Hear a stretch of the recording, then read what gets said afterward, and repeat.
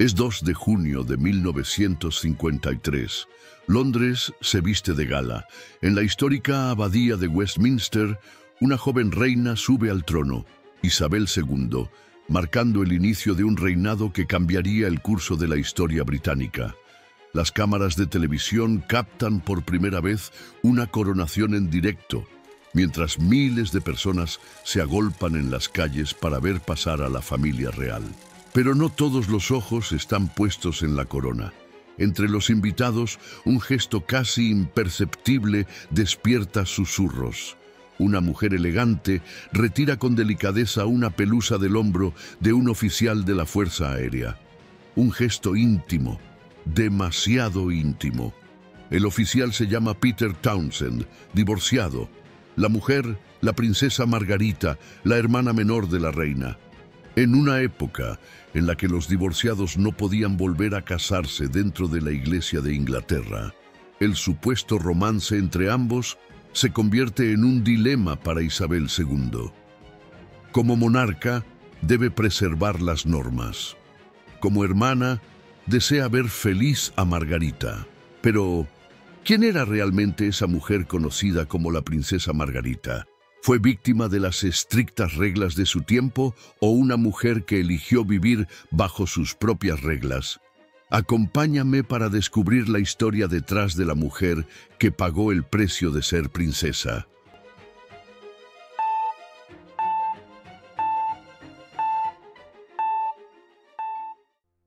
Margarita nació el 21 de agosto de 1930 en el imponente castillo de Glamis, en Escocia.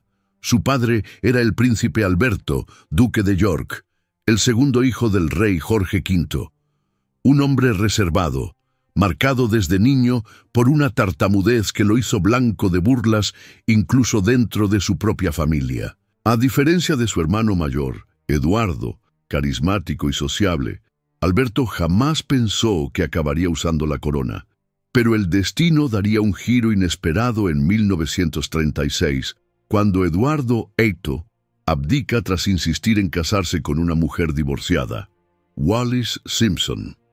Así, el tímido duque de York se convierte en el rey Jorge VI. La madre de Margarita, Elizabeth Bowes-Lyon, descendía de una antigua familia aristocrática escocesa. Aunque no tenía sangre real, su matrimonio con Alberto fue visto como una modernización de la monarquía. Ella era todo lo que él no era, extrovertida, segura de sí misma y firme. Fue ella quien lo animó a superar su tartamudez con la ayuda de un logopeda australiano, Lionel Logg, una historia que años después inspiraría la aclamada película El discurso del rey. De esa unión nacieron 2 hijas, Isabel en 1926 y Margarita 4 años después. Al momento de su nacimiento, Margarita era la 4ª en la línea de sucesión al trono. Su llegada fue celebrada con 41 cañonazos desde la Torre de Londres. Pero durante 2 semanas no tuvo nombre, pues sus padres esperaban un varón. Finalmente fue bautizada como Margarita Rosa. Margarita, en honor a las reinas escocesas que llevaron ese nombre, y Rosa, como símbolo de la Casa de York.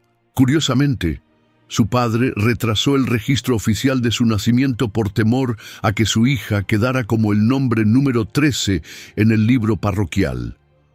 Una superstición más dentro de una familia cargada de tradiciones. A finales de octubre de 1930, con apenas 2 meses de vida, la pequeña princesa fue bautizada en la capilla privada del Palacio de Buckingham. El arzobispo de Canterbury, Cosmo Lang, presidió la ceremonia, rodeado por 5 padrinos cuidadosamente seleccionados. Aunque oficialmente se la conocía como Margarita Rosa para su hermana mayor, Isabel, ella era simplemente Bud, un capullo, una flor aún por florecer. Desde el primer día, Margarita formó parte del escenario más visible del mundo, la realeza británica. Su abuelo, el rey Jorge V, no era un monarca cualquiera. Gobernaba sobre un imperio inmenso que abarcaba 1/4 del planeta y casi medio billón de personas. Aunque su poder político en casa era limitado, su rostro aparecía en monedas y sellos desde Canadá hasta la India, consolidando la imagen de un imperio sin fronteras. Mientras otras monarquías europeas caían una tras otra tras la Primera Guerra Mundial, la Casa de Windsor sobrevivía. A inicios de los años 20, ya era la última gran dinastía en pie. Parte de su fuerza residía en el ritual, la pompa y la continuidad. Desfiles como el Trooping the Colour, recepciones en palacios, carreras de Ascot y las celebraciones navideñas en Sandringham mantenían viva la ilusión de estabilidad. El rey Jorge V y la reina María se aferraban a la dignidad como si fuera un escudo. En tiempos inciertos entendieron que la monarquía debía modernizarse para seguir viva.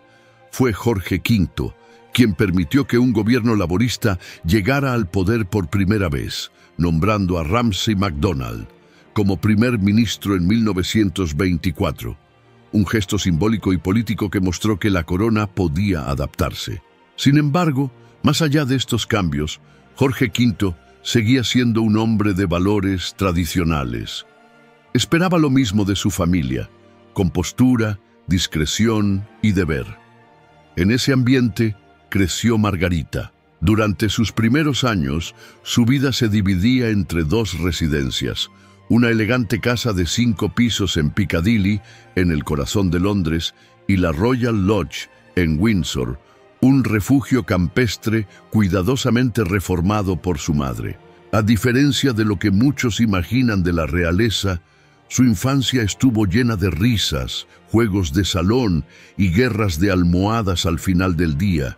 Su padre, el duque de York, deseaba romper, o al menos suavizar la rigidez con la que había crecido. Quería que sus hijas vivieran algo más parecido a una familia real, pero feliz. Aunque pasaban más tiempo con sus padres que muchos otros niños de sangre azul, la crianza diaria quedó bajo el cuidado de Clara Knight, una niñera que ya había trabajado con la madre de las niñas décadas atrás. La duquesa mantenía firmes sus convicciones sobre el rol de una princesa. Debían ser educadas en buenas maneras, compostura y gracia, pero los estudios intelectuales no debían excederse.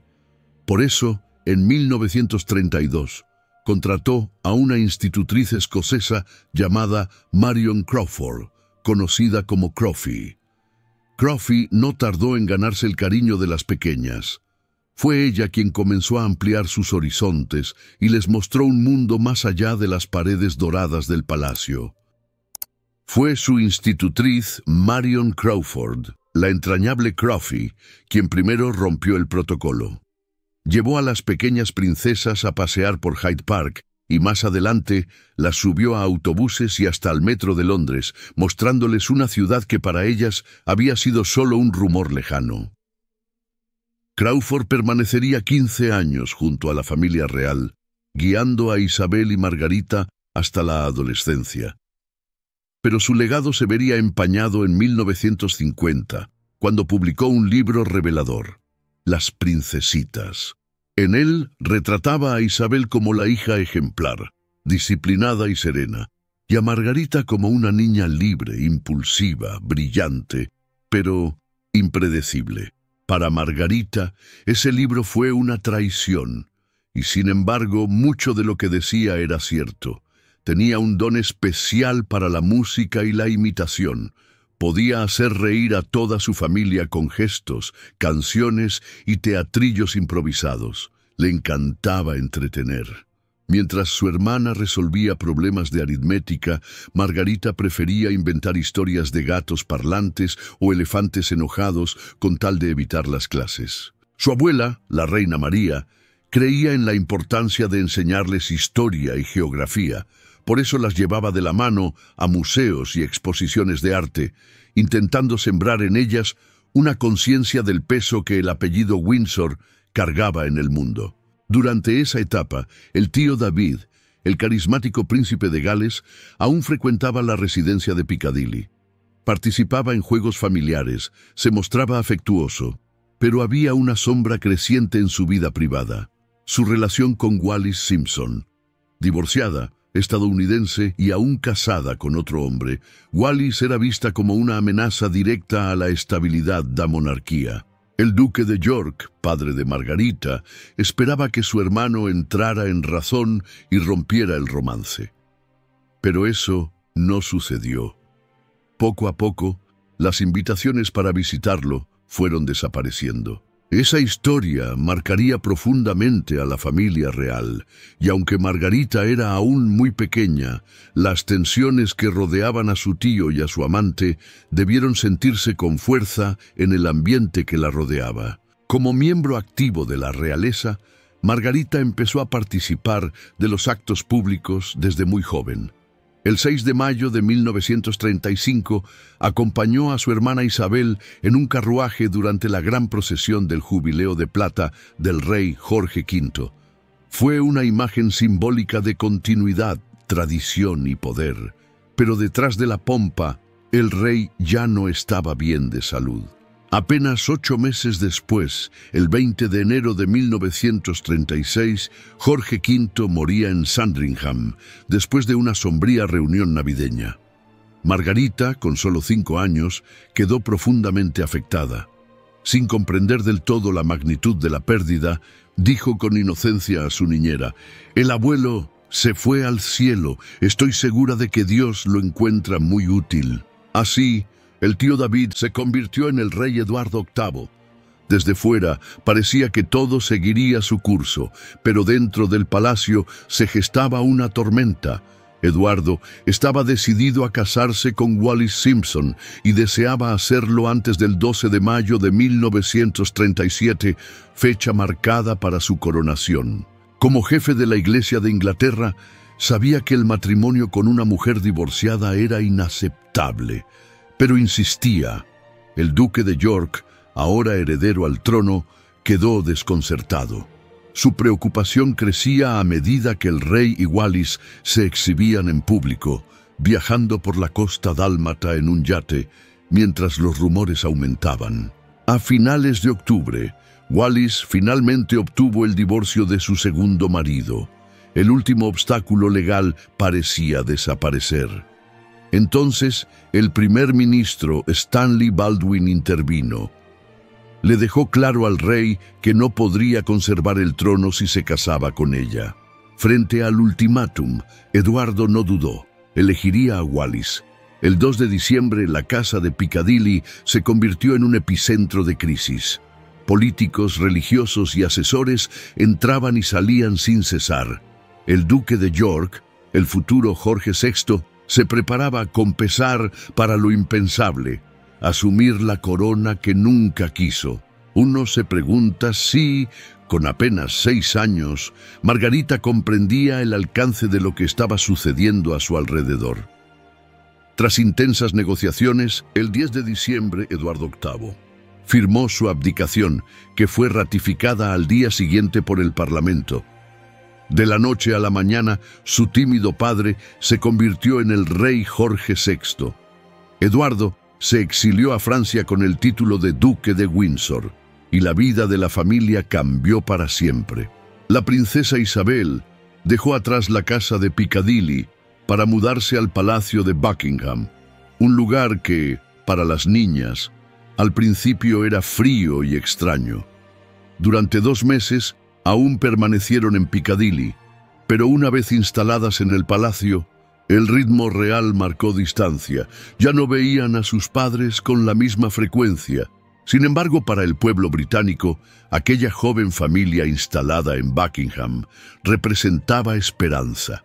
Después de los escándalos de Eduardo VIII y la seriedad de Jorge V, la nueva imagen del rey Jorge VI, con su compromiso firme, y de la reina Isabel, elegante, sonriente y vestida en tonos pasteles, ofrecía un aire fresco. Jorge VI fue coronado el 12 de mayo de 1937 en la fecha originalmente planeada para su hermano. Ese día, Margarita marchó junto a su hermana Isabel al frente de la procesión hacia la abadía de Westminster.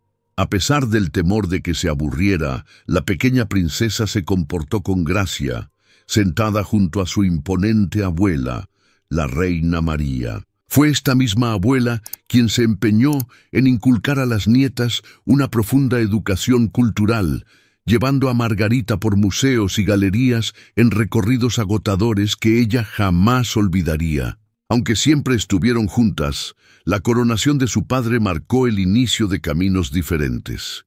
Isabel, ahora heredera, comenzaría una formación rigurosa para ser reina. Mientras tanto, Margarita, fuera del foco principal, podía ser más espontánea, menos restringida por el protocolo. Aun con esa diferencia de destinos, las hermanas se mantendrían unidas por un lazo inquebrantable. Pero el mundo cambió otra vez en 1939. La guerra estalló. La familia, que se encontraba en Balmoral, tuvo que separarse. El rey regresó a Londres al enterarse del pacto entre Alemania y la Unión Soviética. Isabel y Margarita permanecieron en Escocia, lejos de sus padres. En diciembre lograron reencontrarse para pasar la Navidad en Sandringham, pero en mayo del año siguiente, con el avance de las fuerzas nazis, las princesas fueron trasladadas al castillo de Windsor. Margarita, años más tarde, recordaría cómo el castillo parecía una fortaleza inútil ante una invasión alemana. Pero aún así, cumplió su papel de refugio. Aunque hubo planes de evacuarlas a Canadá, la reina madre fue firme. No abandonaría a sus hijas, porque su lugar era junto al rey, y el de ellas también era quedarse. Y así lo hicieron. A pesar de los bombardeos, Jorge VI y la reina se quedaron en Londres, ganándose el respeto del pueblo cuando incluso el palacio de Buckingham fue alcanzado por una bomba. Durante toda la guerra, las niñas vivieron en Windsor. Solo veían a sus padres en fines de semana o en ocasiones especiales. Margarita se enteraría más adelante de que existía un plan de escape secreto a través de Liverpool, si todo se salía de control. Mientras tanto, la vida dentro del castillo tenía sus propios desafíos. Las obras de arte fueron retiradas, la calefacción era escasa y los refugios antiaéreos, improvisados en mazmorras, eran su protección cada vez que sonaban las alarmas.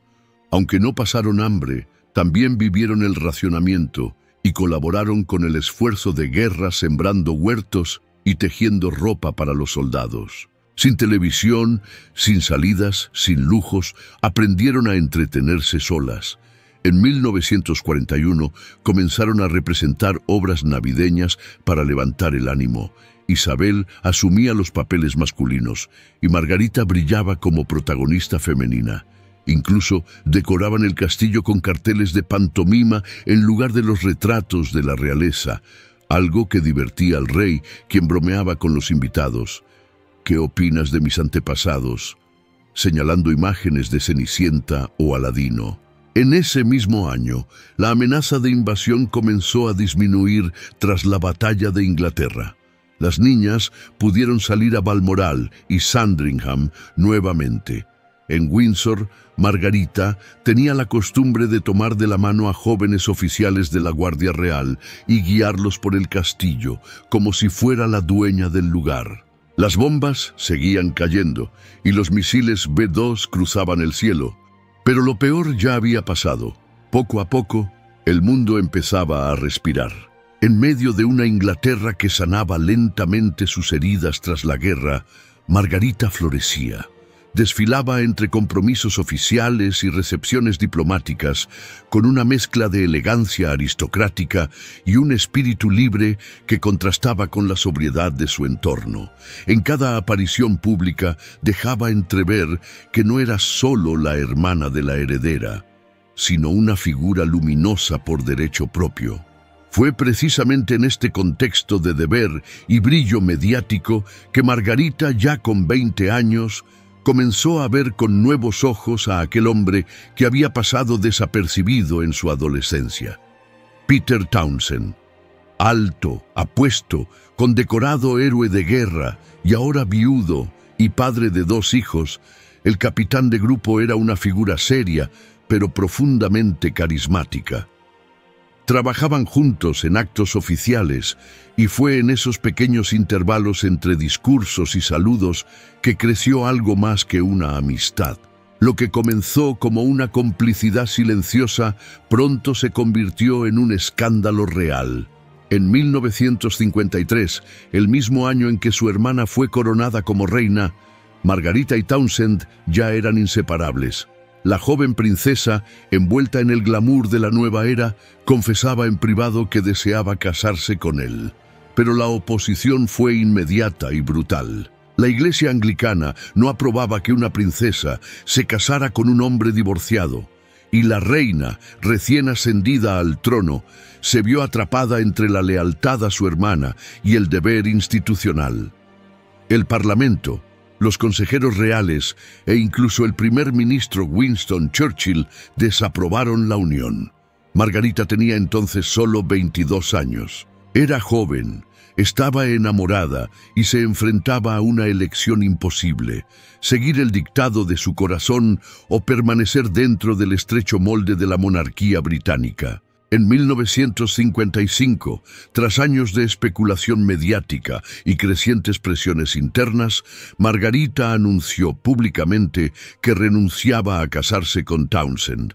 Su declaración, aunque redactada con cortesía, estaba impregnada de tristeza. Aquel amor prohibido marcó su alma para siempre y cambió la percepción que el mundo tenía de la realeza. Margarita ya no era solo una princesa hermosa y vivaz. Era una mujer que había sufrido, que había amado y que había sido obligada a renunciar. A partir de entonces, su vida se volvió más compleja. Continuaba siendo el centro de atención, pero ahora con una aura de melancolía. Se refugió en el arte, en la música, en la bohemia del Londres de los años 60. Rodeada de artistas, escritores y aristócratas rebeldes, Margarita comenzó a forjar una identidad que desafiaba los convencionalismos. Pero la presión de vivir entre dos mundos, el de la libertad personal y el del deber institucional, no la abandonaría nunca. Al mismo tiempo, Margarita comenzó a generar controversia por su estilo de vida poco convencional para una princesa. Se le veía en clubes nocturnos, asistiendo a fiestas privadas y bailando hasta el amanecer. Los rumores sobre sus relaciones amorosas no tardaron en multiplicarse, vinculándola a diversas figuras del mundo del espectáculo, como el comediante Danny Kaye y el actor Noel Coward, ambos amigos cercanos. Sus padres, aunque preocupados, toleraban estas escapadas nocturnas, sobre todo después de que su hermana Isabel tuviera a su primer hijo, el príncipe Carlos, en noviembre de 1948, momento en que Margarita se alejaba cada vez más de las obligaciones directas al trono. En una visita por Italia y Francia en la primavera de 1949, Margarita fue objeto de acoso constante por parte de fotógrafos. Uno de ellos incluso utilizó un teleobjetivo para capturar imágenes de la princesa nadando en Capri con un traje de baño claro que daba la ilusión de desnudez. En París tuvo un encuentro memorable con el diseñador Christian Dior, a quien agradeció personalmente por crear el revolucionario New Look y encargó un vestido de gala sin tirantes que sería icónico. A su regreso a Inglaterra, el diarista conservador Chips Shannon describió a Margarita con una advertencia. Ya se percibe en ella un aroma a María Antonieta, una alusión a los riesgos que su comportamiento representaba para la imagen tradicional de la familia real. Pero tras esa fachada despreocupada, Margarita escondía una mente curiosa, profunda fe religiosa y una fragilidad que solo mostraba a su círculo íntimo. Mientras tanto, la salud del rey Jorge VI se deterioraba debido a graves problemas cardíacos y años de tabaquismo. La agenda de Margarita se mantenía intensa, especialmente en el año previo a su 21º cumpleaños, celebrado en Balmoral, en agosto de 1951. Entre los invitados se encontraba Johnny Dalkeith, un aristócrata escocés con quien el rey esperaba que Margarita se comprometiera. Sin embargo, para entonces, el corazón de la princesa ya pertenecía al capitán Peter Townsend. Townsend, aunque casado, pasaba largas temporadas separado de su esposa Rosemary debido a sus obligaciones reales, y había acompañado a Margarita en la mayoría de sus viajes oficiales. El rey Jorge VI, aunque quizá intuía el afecto de su hija hacia Townsend, esperaba que fuera un enamoramiento pasajero. Pero el destino dictaría lo contrario. En 1951, tras una operación para extirparle el pulmón izquierdo por un tumor, el rey Jorge VI nunca recuperó plenamente su salud y falleció el 6 de febrero de 1952 en Sandringham. Apenas días antes, había despedido a su hija Isabel y al duque de Edimburgo, que partían en gira por la Commonwealth. Isabel se encontraba en Kenia cuando recibió la noticia de la muerte de su padre y su propio ascenso como reina Isabel II, mientras que su madre, ahora viuda, pasó a ser conocida como la Reina Madre. Tras su boda con Felipe, Isabel se mudó a Clarence House, donde también se instalaron su madre y Margarita, quien allí viviría durante los siguientes 8 años. Buscando consuelo tras la muerte de su padre, Margarita se refugió en su fe y en la compañía del capitán Townsend. La reina madre nombró a Townsend contralor de su casa real con la esperanza de estabilizar a su hija. Pero la relación de Townsend se tornó aún más compleja al descubrir que su esposa mantenía una aventura con John de Laszlo, hijo de un pintor de la corte. Esto llevó a Townsend a solicitar el divorcio y a intensificar su acercamiento a Margarita. Según sus propias memorias, Townsend afirma que solo tras obtener el divorcio ambos se declararon su amor, aunque biógrafos sugieren que el romance ya estaba en marcha tiempo atrás. Cuando anunciaron sus planes de boda a principios de 1953, la reina Isabel mostró comprensión, la reina madre horrorizada y el duque de Edimburgo divertido. De acuerdo con la ley de 1772, Margarita debía pedir permiso a la reina para casarse antes de los 25 años. De lo contrario, la decisión correspondería al Parlamento. Para evitar controversias antes de la coronación, la reina aconsejó a su hermana que postergara la boda un año. El 2 de junio de 1953, durante la coronación de Isabel II en la abadía de Westminster, Margarita deslumbró con un vestido blanco de satén, caminando junto a su madre y su sobrino, el príncipe Carlos, de 4 años. Al finalizar la ceremonia, la princesa vio a Townsend, en uniforme, arreglarse con gesto íntimo, un detalle que desató rumores inmediatos. Al día siguiente, la prensa internacional difundió la noticia y, el 14 de junio, el secretario privado de la reina informó al primer ministro Winston Churchill sobre el escándalo que amenazaba con ensombrecer el evento real. Churchill inicialmente vio con buenos ojos la idea de que un héroe de guerra se uniera en matrimonio con la princesa glamorosa, pero no pudo olvidar la crisis que provocó la abdicación de Eduardo Evedo en 1936 y decidió oponerse al enlace. El 15 de junio, Sir Alan Lascelles informó a la reina que Peter Townsend debía ser enviado al extranjero. Con mucha reticencia, Isabel aceptó que Townsend se fuera durante 2 años, aunque le preocupaba profundamente el efecto que esto tendría en Margarita. Townsend recibió la noticia con sorpresa, pero finalmente accedió. Informó a Margarita el 30 de junio, justo antes de que ella y su madre emprendieran un viaje a Rodesia, lo que hoy conocemos como Zimbabue. Pero solo días después, la reina madre adelantó la partida de Townsend al 15 de julio, justo un día antes del regreso de Margarita a Londres. Durante los siguientes 4 días, la princesa se ausentó de sus deberes oficiales y se rumoreó que tuvo una fuerte discusión con su madre, regresando sola a Salisbury, capital de Rodesia. Ya en Inglaterra, la partida de Townsend no calmó las especulaciones mediáticas. Michael Foot, futuro líder laborista, criticó con dureza la doble moral de un gobierno conservador que negaba su consentimiento a Margarita mientras permitía que 3 ministros del gabinete se divorciaran. Según una encuesta del Daily Mirror, el 95% de los consultados opinaban que Margarita debía poder casarse con quien quisiera, sin importar la diferencia de edad, estatus o el divorcio previo. Poco después, el Parlamento empezó a debatir una enmienda a la Ley de Regencia de 1937 que reemplazaría a Margarita por el príncipe Felipe como regente en caso de incapacidad de la reina. Aunque Isabel solo quería que su esposo asumiera la regencia en nombre de su hijo, la prensa especuló que esto era una medida para castigar a Margarita o preparar el camino para que se casara con Townshend.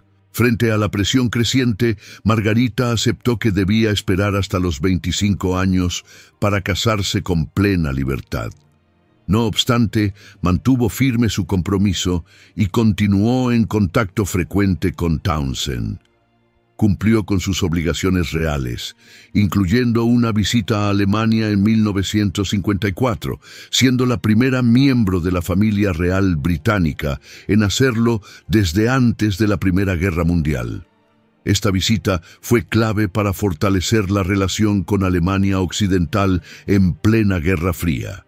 En febrero de 1955, comenzó sus recorridos por el Caribe, donde su carácter extrovertido fue muy bien recibido. Pero al llegar su 25º cumpleaños en Balmoral, la familia real no hizo ninguna declaración pública sobre sus planes matrimoniales, y la reina Isabel mantuvo silencio. Por entonces, Winston Churchill ya había dejado el cargo, sucedido por Sir Anthony Eden, un hombre divorciado y vuelto a casar. A pesar de algunos traspiés públicos de Eden, el gabinete conservador se mantuvo firme en su oposición al matrimonio. En octubre de 1955, Margarita regresó a Clarence House y se reunió con Townshend. Durante semanas, su relación fue objeto constante de la prensa. Sin embargo, el 23 de octubre, la reina Isabel comunicó a su hermana que solo podría casarse con Townshend civilmente, renunciando a todos sus títulos, derechos dinásticos y apoyos económicos. Para Margarita, esto era impensable. Significaba la exclusión definitiva de su familia y la pérdida de su lugar en la realeza, igual que años antes con el duque de Windsor. En cuestión de horas, tomó la dolorosa decisión de no casarse con Townshend. Juntos, redactaron una declaración formal de renuncia, entregada el 31 de octubre. A pesar de su fama de rebelde, Margarita priorizó el deber sobre el amor, ganándose la simpatía y respeto del público. Tras esta separación, se volcó en la vida social y cultural, fortaleciendo su relación con el mundo del espectáculo. Frecuentaba teatros, cines y disfrutaba cantando con leyendas como Frank Sinatra y Ella Fitzgerald. Además, organizaba fiestas en Clarence House que rara vez terminaban antes del amanecer. Su popularidad era tal que un caricaturista alemán la dibujó pidiendo a su hermana que desviara la atención de la prensa para que no cubriera la crisis de Suez de 1956. Con el fin del noviazgo con Townshend, comenzaron las especulaciones sobre quién sería el próximo príncipe o aristócrata con quien Margarita podría casarse. Muchos de sus amigos aristócratas ya estaban comprometidos o casados, con una excepción notable: Billy Wallace, hijo adinerado pero sin título de un exministro conservador. Wallace le había propuesto matrimonio varias veces y siempre había sido rechazado cortésmente, pero después de la ruptura con Townshend, Margarita finalmente aceptó. Su compromiso, aunque nunca oficializado públicamente, duró varios meses hasta que Wallace viajó a las Bahamas y admitió un breve romance vacacional, lo que puso fin a su relación. En marzo de 1958, Peter Townshend regresó a Inglaterra tras un largo viaje mundial. Su cariño por Margarita no había menguado y la pareja se reunió en varias ocasiones. Sin embargo, las especulaciones sobre un posible permiso para casarse fueron desmentidas rotundamente por el palacio. Finalmente, el 20 de mayo de 1958, ambos aceptaron que ya no podían seguir viéndose y que Margarita debía seguir adelante y casarse con otra persona. A pesar de sus defectos y las sombras que la rodeaban, la princesa Margarita representaba un soplo de aire fresco en una familia real que se percibía cada vez más alejada de una Gran Bretaña que se transformaba, liberándose lentamente de las rígidas costumbres imperiales. Mientras la reina Isabel iniciaba una modernización de la institución, invitando a periodistas, figuras culturales y abriendo las puertas de eventos como las fiestas en los jardines del Palacio de Buckingham, las habilidades sociales de Margarita resultaban invaluables para mantener el ambiente distendido y atractivo. La reina también supo valorar el papel internacional de su hermana, quien viajó por Europa y la Commonwealth, aunque en esos años múltiples países africanos y caribeños comenzaban a declarar su independencia del Imperio Británico, marcando el ocaso de una era. Ya en sus veintitantos, Margarita era una de las pocas princesas británicas solteras a esa edad, y la noticia de que Peter Townsend planeaba casarse con otra mujer en octubre de 1959 fue un duro golpe para ella.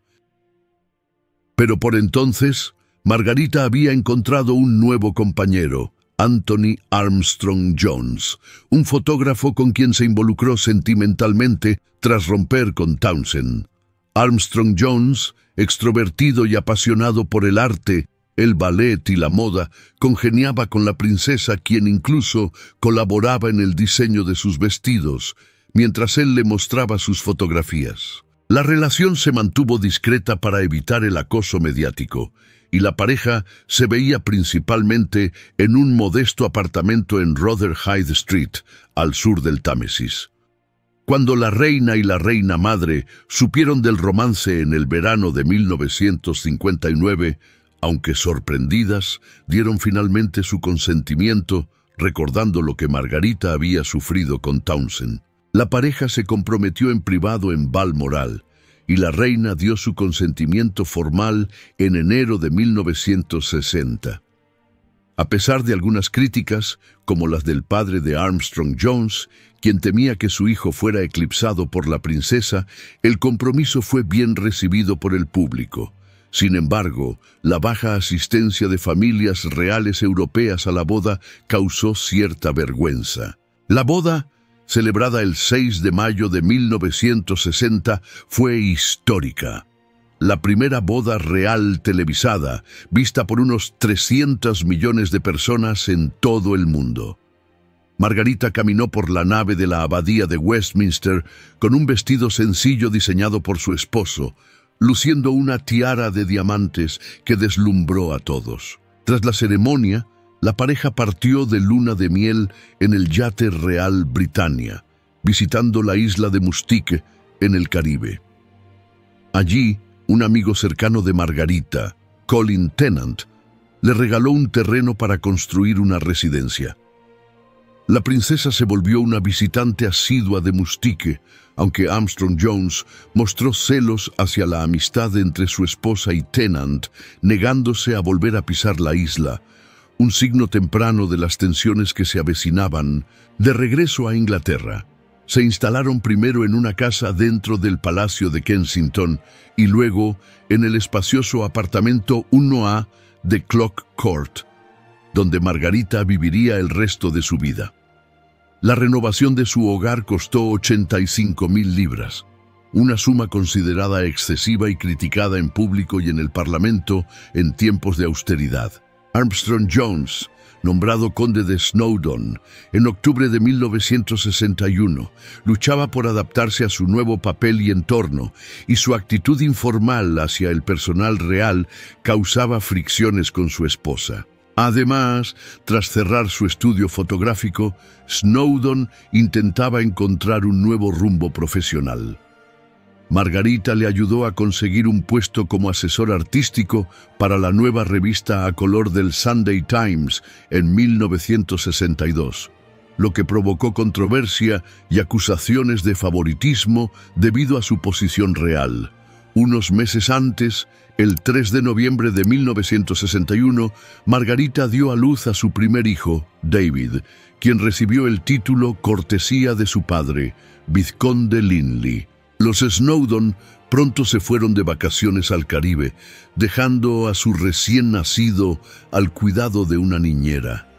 Incluso algunos periodistas que solían mostrar cierta compasión comenzaron a criticar la aparente autocomplacencia de Margarita y el descuido hacia sus deberes familiares. Mientras que la familia real prefería las Islas Británicas para sus escapadas, los Snowdon disfrutaban de exclusivos resorts mediterráneos, hospedados por personalidades como el magnate naviero griego Stavros Niarchos y el Aga Khan, líder espiritual de los musulmanes ismailitas. En casa, la pareja se mostraba como la más elegante de Gran Bretaña. Bajo la influencia de Armstrong Jones, Margarita adoptó un estilo más sencillo y moderno, con faldas más cortas, rompiendo con entusiasmo algunas normas de la rígida sociedad británica. Se hicieron amigos de los Beatles, aunque Margarita mantenía consciente su estatus, y su mirada de desaprobación hacia quienes actuaban con demasiada informalidad se hizo célebre. El ayuntamiento demolió su casa en Rotherhithe en 1964, lo que les obligó a mudarse definitivamente a Kensington. En ese mismo año, Margarita dio a luz a su hija Lady Sarah. Sin embargo, pese a las apariencias, las tensiones matrimoniales crecían. Mientras Margarita se esforzaba por cumplir sus obligaciones reales, el conde de Snowdon encontraba en su trabajo para el Sunday Times una vía de escape al tedio de los compromisos oficiales. Esto causó que pasara más tiempo en su estudio que atendiendo a los invitados de su esposa. En 1965, la pareja mostró su discordia cuando eligieron proyectos distintos para una casa de fin de semana. Margarita quería construir en Sunninghill, cerca de Windsor, mientras Snowdon prefería restaurar una casa en Sussex llamada La Casa Vieja. Snowdon empezó las obras a escondidas, lo que enfureció a Margarita, quien evitaba visitar ese lugar considerado demasiado alejado. A pesar de mostrarse juntos en eventos públicos, en privado el matrimonio atravesaba una crisis. En noviembre de 1965, durante una gira por Estados Unidos que incluyó una visita a la Casa Blanca organizada por el presidente Lyndon B. Johnson, Margarita protagonizó encuentros tensos con estrellas como Elizabeth Taylor, Grace Kelly y la actriz Judy Garland, quien se negó a cantar para ella en su habitación de hotel. Con su esposo viajando con frecuencia, Margarita, entonces de 35 años, enfrentaba episodios de soledad que intentaba mitigar fumando y bebiendo. En 1966 tuvo un breve romance con Anthony Barton, amigo de la familia y padrino de su hija Sarah, que según rumores Snowdon habría facilitado para ganar independencia. A finales de ese año, Margarita inició una apasionada relación con Robin Douglas Home, un aristócrata mayor conocido por seducir a mujeres de la alta sociedad. Sin embargo, en marzo de 1967, la presión de la prensa la obligó a terminar el romance, y en octubre Douglas Home se suicidó. Aunque mostraban intentos públicos de reconciliación, los Snowdon seguían distanciados. Margarita comenzó las obras de su villa en Moustique, Les Jolis Eaux, un refugio que marcaría un importante capítulo en su vida. En medio de estos conflictos personales, Margarita seguía cumpliendo con su papel público, como en la investidura de su sobrino Carlos como príncipe de Gales en 1969. Su esposo diseñó un desfile minimalista que fue un éxito, mientras la reputación de Margarita se erosionaba. La pareja siguió viajando por el mundo, Pero a finales de 1969, tras una larga gira por Asia, casi no se dirigían la palabra. Rumores sobre un romance de Snowdon con Lady Jacqueline Rufus Isaacs aceleraron la crisis matrimonial. Por su parte, Margarita buscaba nuevas compañías masculinas.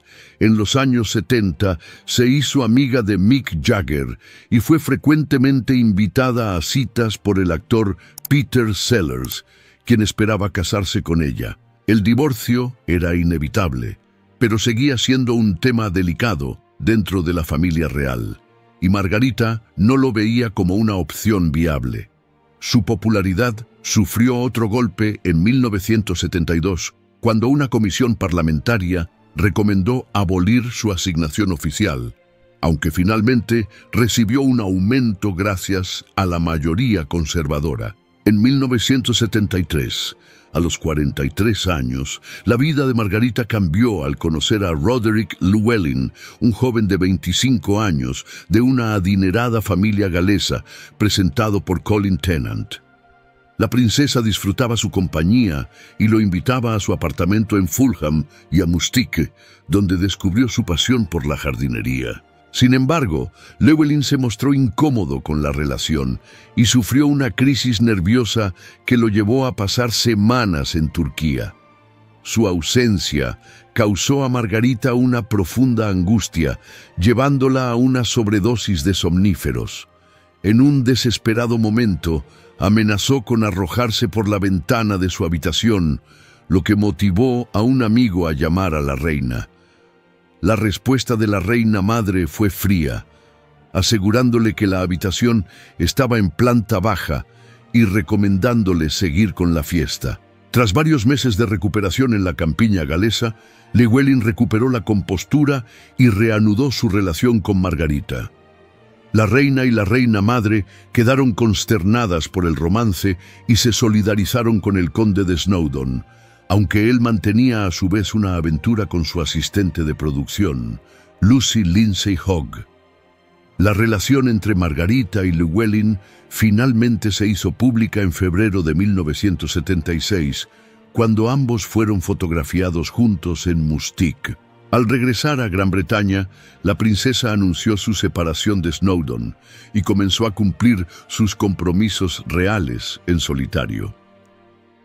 En el Jubileo de Plata de la Reina, en 1977, Margarita y sus hijos ocuparon un lugar destacado en la procesión, mientras Snowdon fue relegado a la congregación.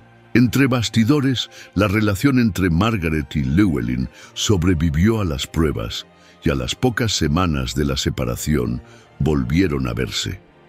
Sin embargo, las vacaciones en Mustique fueron objeto de burlas por parte de la prensa sensacionalista.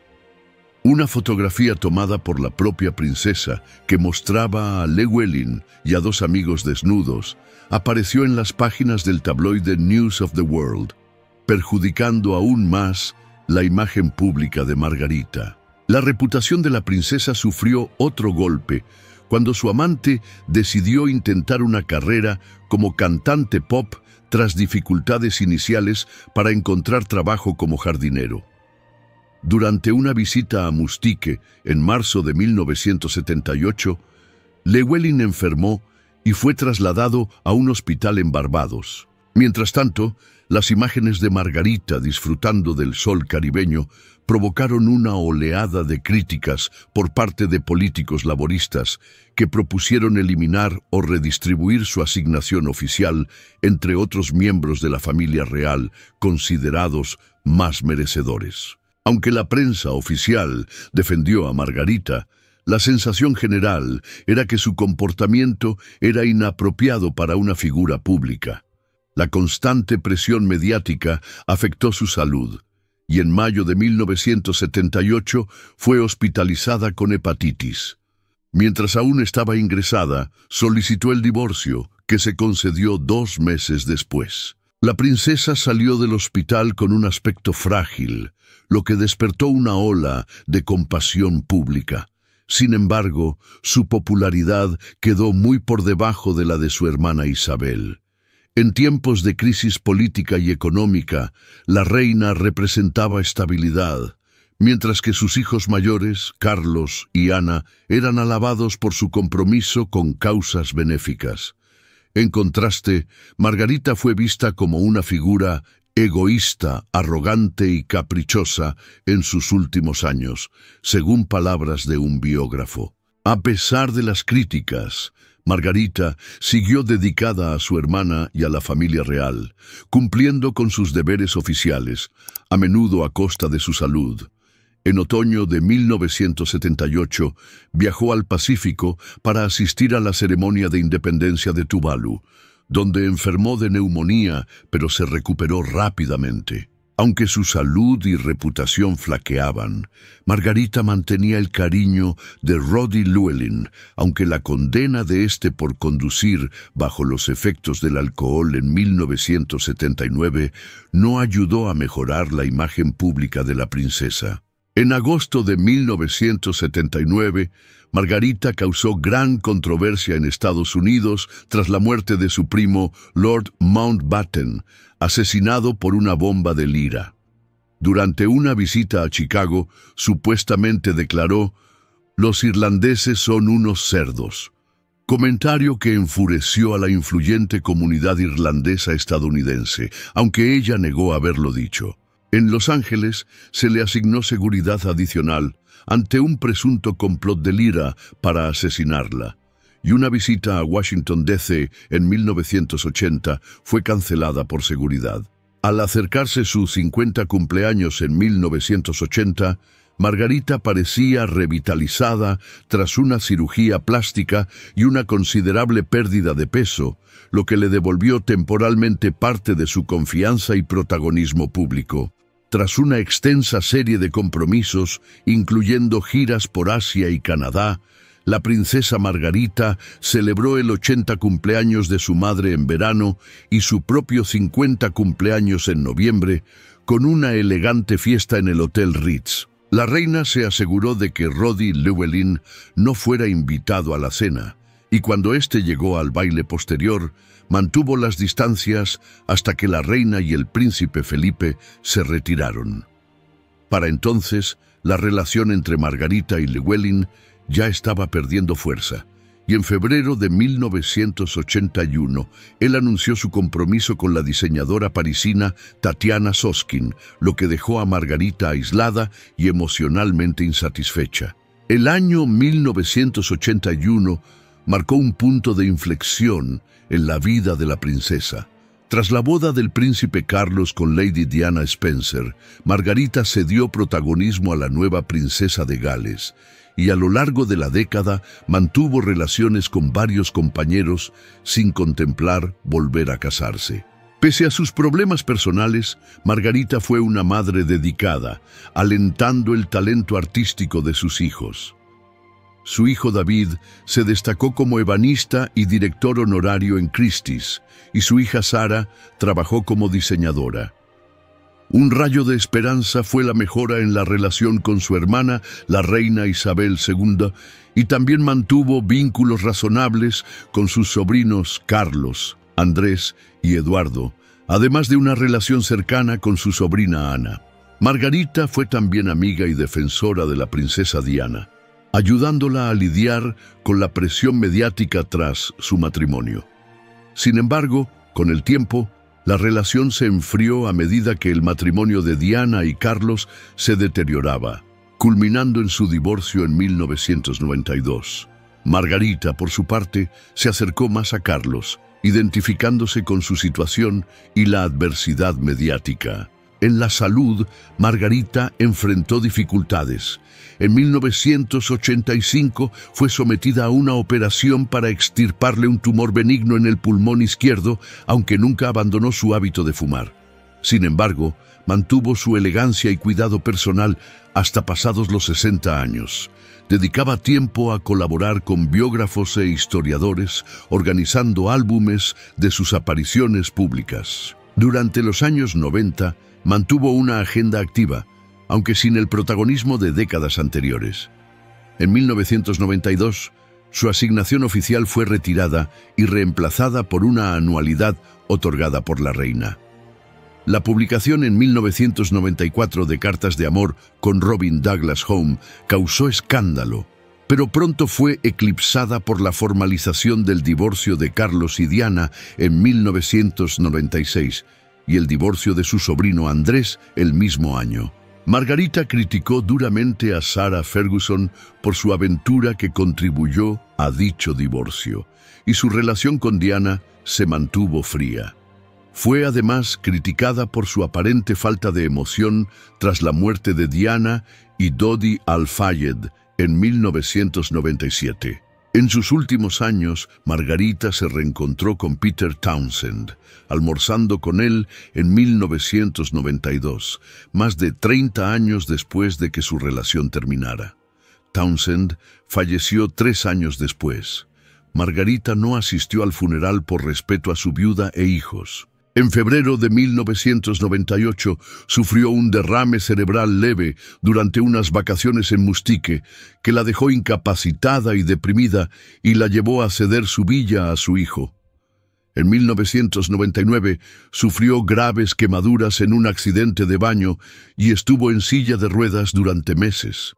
Aunque mejoró para sus 70 cumpleaños en 2000, una serie de derrames cerebrales a principios de 2001 hicieron temer por su vida. A pesar de ello, asistió a la celebración del 101 cumpleaños de su madre en agosto de 2001 y falleció el 9 de febrero de 2002 en el jubileo de oro de su hermana, la reina Isabel II. Su funeral privado se celebró en Windsor el 15 de febrero y sus restos fueron incinerados. Su madre falleció pocas semanas después, a finales de marzo. En un servicio conmemorativo conjunto el 19 de abril, las cenizas de Margarita fueron depositadas en la capilla conmemorativa del rey Jorge VI, en la capilla de San Jorge, Windsor. Me parece que la princesa Margarita es, sin duda, una figura profundamente compleja y fascinante. Por un lado, la historia la presenta como alguien atrapada en el rígido entramado de la monarquía británica, donde las normas y expectativas podían aplastar incluso los deseos más personales y legítimos. El deber y la tradición la privaron del amor que anhelaba, y eso sin duda le causó sufrimiento y una vida marcada por la melancolía y las controversias. Por otro lado, no podemos ignorar que su estilo de vida, sus decisiones y sus excesos también contribuyeron a los problemas y a la imagen pública que la acompañó. La combinación de un entorno restrictivo con una personalidad fuerte, apasionada y a veces impulsiva, creó un conflicto constante que se manifestó en episodios turbulentos y en una búsqueda casi desesperada de libertad y felicidad. En resumen, creo que la princesa Margarita fue tanto una víctima de las circunstancias como una arquitecta de su propio destino. Su historia nos invita a reflexionar sobre las tensiones entre el deber y el deseo, la imagen pública y la vida privada, y cómo el contexto social puede moldear y a veces limitar la vida de quienes están en el ojo público. ¿Qué opinas tú? ¿Crees que su vida pudo haber sido distinta en otro contexto o tiempo? ¿O piensas que sus elecciones personales jugaron un papel determinante en su destino?